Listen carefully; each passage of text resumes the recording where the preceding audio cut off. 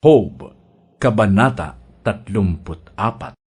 Sinabi pa ni Elihu, "Makinig kayo, matatalinong tao. Itong sinasabi ko ay pakinggan ninyo.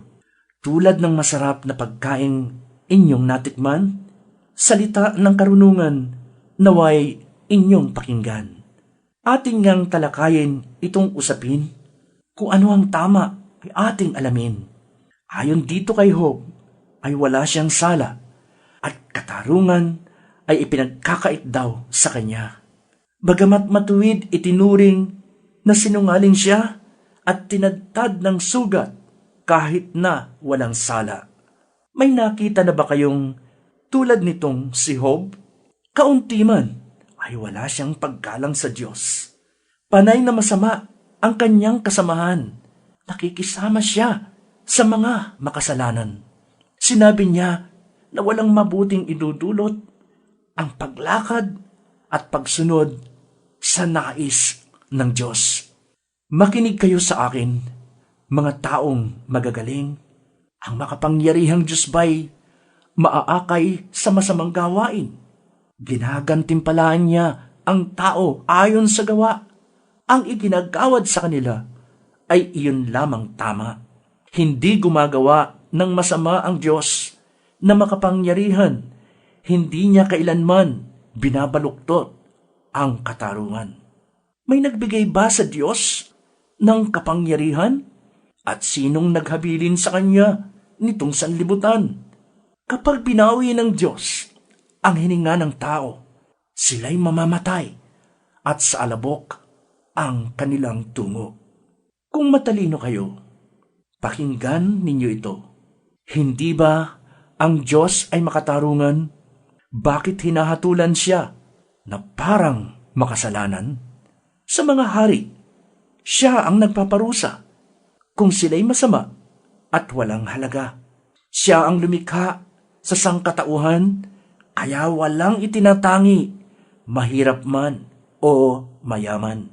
Sa isang kisap mata, ang tao'y mamamatay. Ang hampasin ng Diyos, bigla na lamang papanaw, kahit siya'y malakas o makapangyarihan.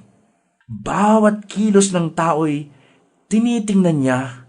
Ang bawat hakbang nito'y dilingid sa kanya.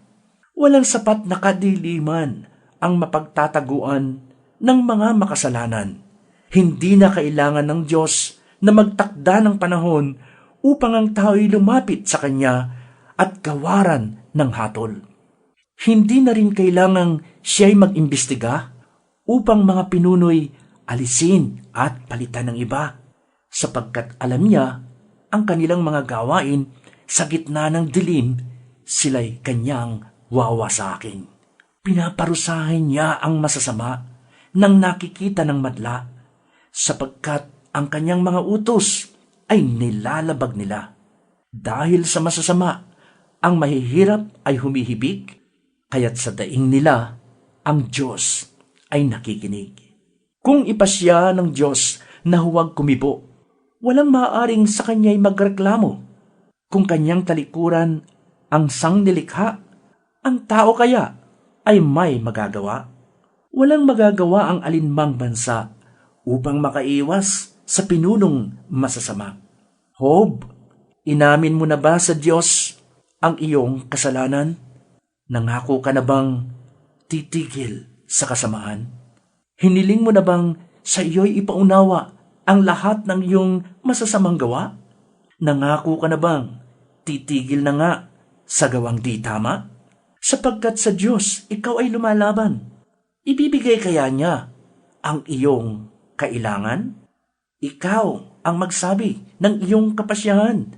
Sabihin mong lahat ang iyong nalalaman. Ang taong mayroong taglay na talino na makarinig sa akin magsasabi ng ganito: ang salita ni Job ay bunga ng kamangmangan, at lahat ng sinasabi niya ay walang kabuluhan. Isipin ninyong mabuti ang mga sinasabi niya. Ang mga sagot niya ay sagot ng taong masasama. Dinaragdagan pa niya ng paghihimagsik ang kanyang mga kasalanan. hinahamak niya ang Diyos sa ating harapan.